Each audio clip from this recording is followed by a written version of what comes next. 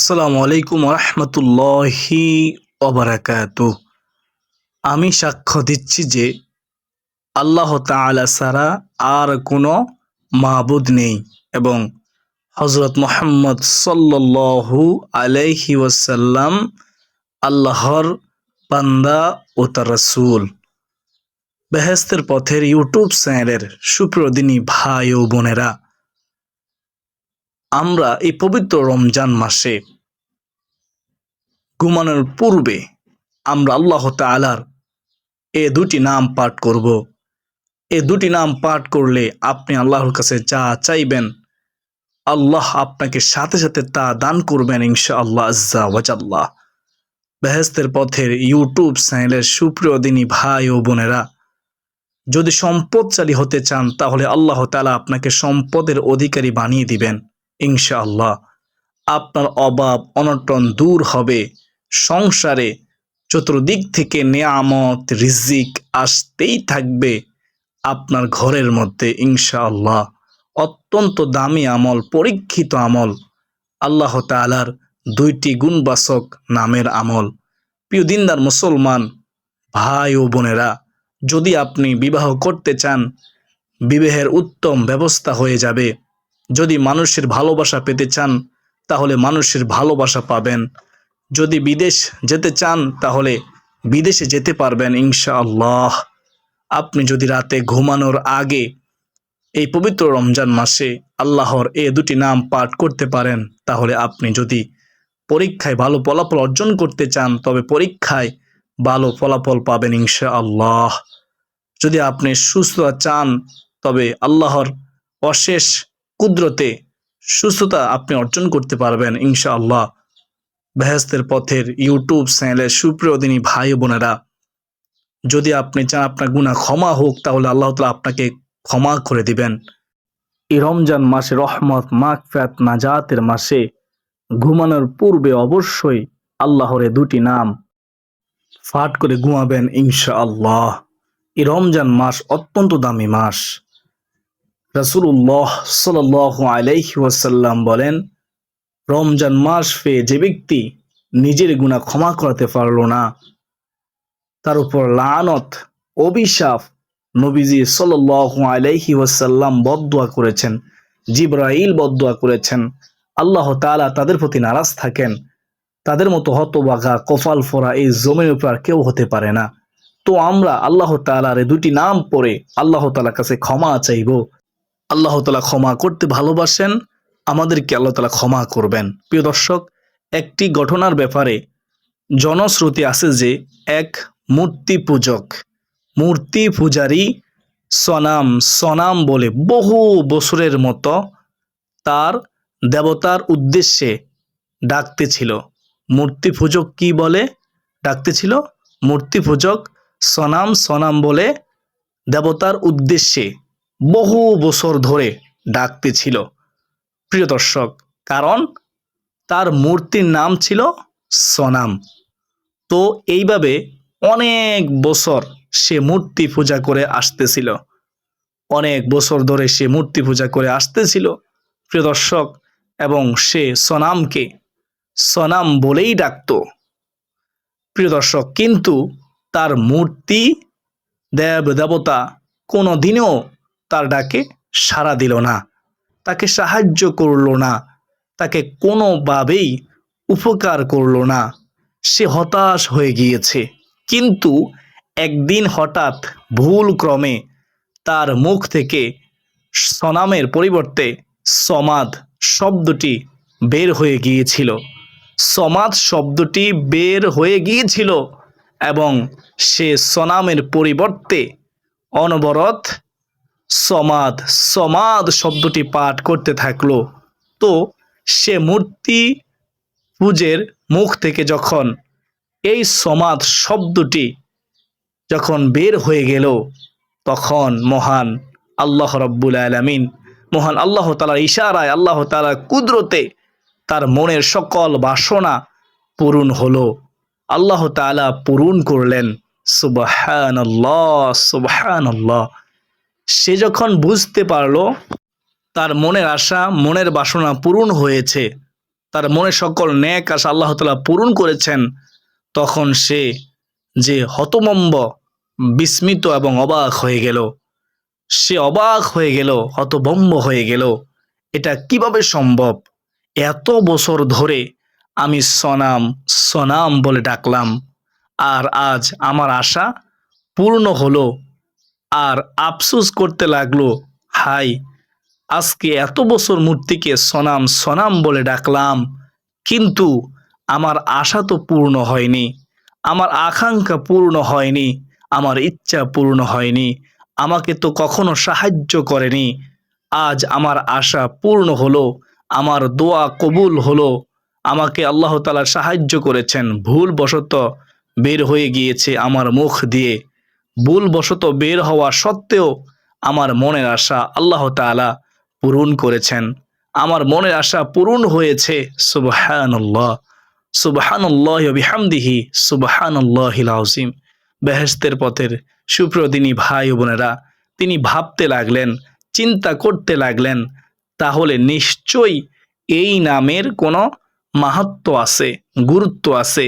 যখন তিনি জানলেন এটি মহান সৃষ্টিকর্তার, মহান আল্লাহ তাআলার একটি গুণবাচক নাম, তখন তিনি নিশ্চিত বিশ্বাস করলেন যে, তিনি দৃঢ় বিশ্বাস করলেন যে এই নামের বরকতে, এই নামের খাতিরে মহান আল্লাহ তাআলা আমার মনের আশা পূর্ণ করেছেন, আমার ইচ্ছা আকাঙ্ক্ষা আল্লাহ তাআলা পূর্ণ করেছেন, আমার সকল দুশ্চিন্তা আল্লাহ তাআলা দূর করে দিয়েছেন, পেরেশানি দূর করে দিয়েছেন এই নামের বরকতেই।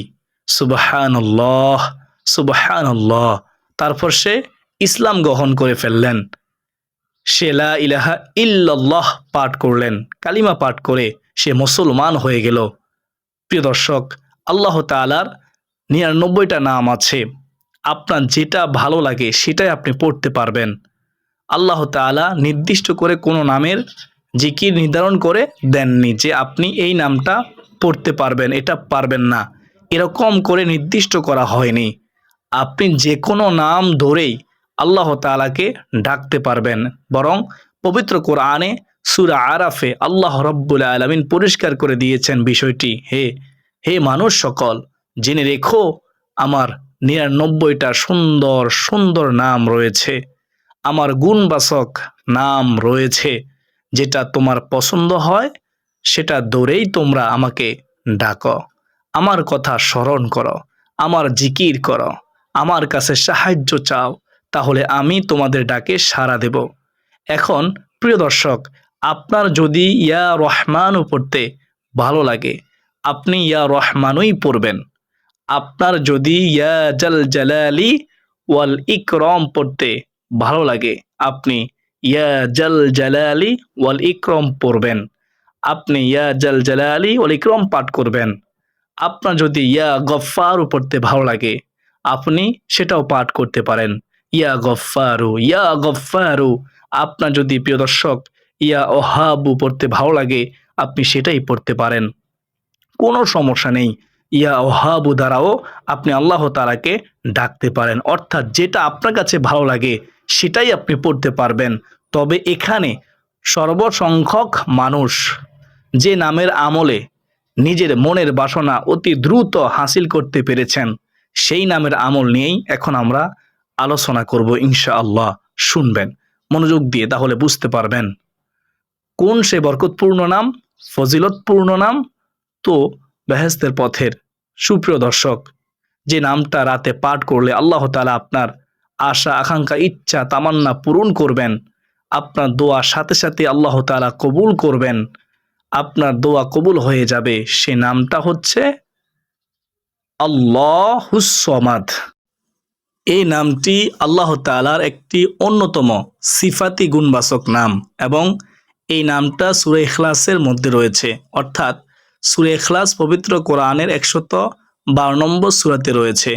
এই নামটির অর্থ হচ্ছে আল্লাহ অমুখাপেক্ষী, বা আল্লাহ তাআলা কারো মুখাপেক্ষী নন, তিনি অমুখাপেক্ষী, অর্থাৎ তিনি একক, তার কোনো শরিক নেই। সমস্ত সৃষ্টি আল্লাহর মুখাপেক্ষী, কিন্তু তিনি কারো মুখাপেক্ষী নন, তিনি হচ্ছেন রব, আমার আপনার আল্লাহ। বেহেশতের পথের সুপ্রিয় দিনী ভাই ও বোনেরা, আল্লাহ তাআলার এই নামটি যেই পদ্ধতিতে পাঠ করলে আপনার মনে আশা আকাঙ্ক্ষা পূরণ হবে, সে নিয়মটি হচ্ছে, আপনি যখন রাতে সব কাজ শেষ করে বিছানায় ঘুমাতে যাবেন, ঘুমানোর প্রস্তুতি যখন আপনি নিবেন, ঘুমিয়ে যাবেন, তখন আপনি কি করবেন? তখন প্রথমে 3 বার দুরুদে ইব্রাহিম পড়বেন। উল্লেখ্য, দুরুদে ইব্রাহিম নামাজের শেষ বৈঠকে যে দুরুদ পড়া হয়, সেই দুরুদ আপনাদের সুবিধার্থে দুরুদটি একবার বলে দিচ্ছি, আপনারা শুনবেন মনোযোগ দিয়ে। দুরুদ শরীফ একবার পড়লে 10টি গুনাহ মাফ হয়, 10 গুণ সম্মান বৃদ্ধি হয়, 10টি রহমত আল্লাহ তাআলা ওই বান্দার প্রতি দান করেন। সুবহানাল্লাহ, আল্লাহুম্মা সাল্লি আলা মুহাম্মাদিন ওয়া আলা আলি মুহাম্মদ কামা সাল্লাইতা আলা ইব্রাহিমা ওয়া আলা আলি ইব্রাহিম ইন্নাকা হামিদুম মাজিদ। আল্লাহুম্মা বারিক আলা মুহাম্মাদিন ওয়া আলা আলি মুহাম্মদ কামা বারাকতা আলা ইব্রাহিমা ওয়া আলা আলি ইব্রাহিম ইন্নাকা হামিদুম মাজিদ। আল্লাহুম্মা বারিক আলা মুহাম্মাদিন ওয়া আলা আলি মুহাম্মদ কামা বারাকতা আলা ইব্রাহিমা ওয়া আলা আলি ইব্রাহিম ইন্নাকা হামিদুম মাজিদ। এ দুরুদ শরীফটি 3 বার পড়বেন মোহাব্বতের সাথে, সম্মানের সাথে, তাজিমের সাথে ইনশাআল্লাহ। তারপর আপনি আল্লাহ তাআলার এই নামটি 101 বার পড়বেন। আল্লাহুস সমাদ, আল্লাহুস সমাদ 101 বার পড়বেন, বা তার চেয়েও বেশি পড়তে পারেন। তারপর আবারও 3 বার দুরুদে ইব্রাহিম মোহাব্বতের সাথে, সম্মানের সাথে, তাজিমের সাথে পড়ে নেবেন। মনে রাখবেন, দুরুদ শরীফ না পড়লে দোয়া কবুল হয় না, ঝুলন্ত অবস্থায় থাকে। প্রিয় দর্শক, তারপরে আপনারা মনের যে আশা রয়েছে, সেই মনের আশাটা আল্লাহ তাআলাকে বলবেন। যেমন বলতে পারেন যে, হে আল্লাহ, আমার অমুক আশা, অমুক ইচ্ছা পূরণ করুন, অথবা আমার এটা দরকার, আপনি আমাকে তা দান করুন, অথবা হে আল্লাহ, আমার যে ঋণ আছে, সে ঋণ পরিশোধ করার উপায় আমাকে বের করে দিন, ঋণ পরিশোধ করার আমাকে তৌফিক দিন। এভাবে আল্লাহ তাআলার নাম পাঠ করে আল্লাহর কাছে এভাবে দোয়া করবেন, মুনাজাত করবেন। ঘুমানোর পূর্বে মুনাজাতের মধ্যেও দোয়াটি পড়বেন। এখন আপনি চাইলে আরেকটি নামের জিকিরও করতে পারেন, সেটি হলো ইয়া সামিউ, ইয়া সামিউ। এই নামটিও পাঠ করে আপনি দোয়া করতে পারেন। খুবই সহজ, এই নামটা পাঠ করবেন। এই নামটির অর্থ হলো হে শ্রবণকারী, বা যিনি মানুষের দুঃখ, মানুষের কষ্ট, মানুষের সব কিছু শুনে থাকেন, দেখে থাকেন, এবং সে অনুযায়ী তিনি ব্যবস্থা নিয়ে থাকেন। আল্লাহ তাআলার এই নামটি যদি আপনি রাতে ঘুমানোর আগে এই নামটিও পড়তে পারেন, তবুও আল্লাহ তাআলা আপনার আশা আকাঙ্ক্ষা পূরণ করতে পারে। আপনার যদি সম্ভব হয়, সম্ভব হলে আল্লাহ তাআলার এই গুণবাচক নাম, এই দুইটি একসাথে পাঠ করবেন, অর্থাৎ ইয়া সামিউ, ইয়া সামিউ এবং আল্লাহুস সামাদ, আল্লাহুস সামাদ। উক্ত নামগুলো বেজোড় সংখ্যায় সর্বনিম্ন 3 বার করে পাঠ করবেন, যদি 101 বার পাঠ করতে সম্ভব না হন। ঘুমানোর পূর্বে আর সময় থাকলে, সম্ভব হলে 101 বার পড়বেন। কতবার পড়বেন? 101 বার পাঠ করার চেষ্টা করবেন। যদি সম্ভব হয় তার চেয়েও বেশি পাঠ করতে পারেন। আগে পরে 3 বার 3 বার করে সর্বমোট 6 বার দুরূদ ইব্রাহিম পাঠ করবেন। প্রথমে 3 বার, তারপরে আল্লাহর গুণবাচক নামটি আপনারা পড়বেন, তারপর আবারও শেষে 3 বার দুরূদ শরীফ পড়বেন। যখন দুরূদ শরীফ পড়বেন, তখনও মনে মনে আল্লাহ তাআলাকে নিজের মনের কথা জানাবেন। কেননা আল্লাহ তাআলা বলেন, নিশ্চয়ই আল্লাহ ও তার ফেরেশতাগণ নবীর প্রতি সালাত দুরূদ শরীফ পেশ করেন। হে মুমিনগণ, তোমরাও তার প্রতি দুরূদ শরীফ পাঠ করো, সম্মানের সাথে, তাজিমের সাথে সালাম জানাও, সম্মানের সাথে সালাম জানাও। সুবহানাল্লাহ। ইনশাআল্লাহ এভাবে আপনি আল্লাহর কাছে যা চাইবেন, আল্লাহ আপনাকে তাই দান করবেন।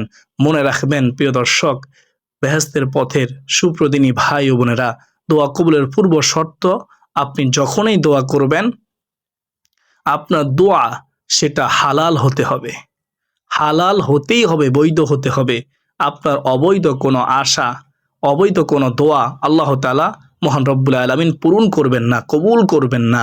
আর যদি আল্লাহ তাআলা দোয়া কবুল করেনও, তাহলেও সেটা আপনার জন্য অমঙ্গল হবে। তাই মনের ইচ্ছা অবশ্যই সেটা জায়েজ হতে হবে, ইসলাম সমর্থিত হতে হবে। প্রিয় দর্শক, রাতে ঘুমানোর আগে এই দুইটি নাম পাঠ করে উপকার পাওয়ার জন্য, ফলাফল পাওয়ার জন্য বিশেষ শর্ত হচ্ছে আপনাকে অবশ্যই নামাজি হতে হবে। নামাজি হতেই হবে, আল্লাহর উপর দৃঢ় বিশ্বাস থাকতে হবে, পূর্ণ ইয়াকিনের সাথে আমলটি করতে হবে। আর আপনি রাতের এশার নামাজ পড়ার পরে বাজে গল্পগুজব না করে অজু অবস্থায় উক্ত নামের আমল যদি করতে পারেন এবং সূরা ইখলাস 3 বার, সূরা ফালাক 3 বার, সূরা নাস 3 বার পড়বেন। তারপর দু হাতের তালু একত্রিত করে সমস্ত শরীর আপনি 3 বার মাসে করবেন এবং আয়াতুল কুরসি একবার পড়ে যদি রাতে আপনি ঘুমাতে পারেন, তাহলে সারা রাত আপনাকে শয়তান খারাপ স্বপ্ন থেকে বিরত রাখবে। আপনাকে ঘুমের মধ্যে বোবা জিন ধরবে না, আপনার ঘুমের মধ্যে স্বপ্নদোষ হওয়ার সম্ভাবনা কমে যাবে ইনশাআল্লাহ, এবং ঘুমের মধ্যে বিপদ আপদ থেকে হেফাজত করবে। বেহেশতের পথের সুপ্রিয় দিনী ভাই ও বোনেরা, এই ছিল আজকের গুরুত্বপূর্ণ ভিডিওটি। যদি আপনাদের কাছে ভালো লাগে, ভালো মনে হয়, আমি মনে করি যেহেতু আজকের ভিডিওটি অনেক গুরুত্বপূর্ণ ছিল, তাই আপনারা ভিডিওটি শেয়ার করে দিবেন ইনশাআল্লাহ আজ্জা ওয়াজাল্লাহ।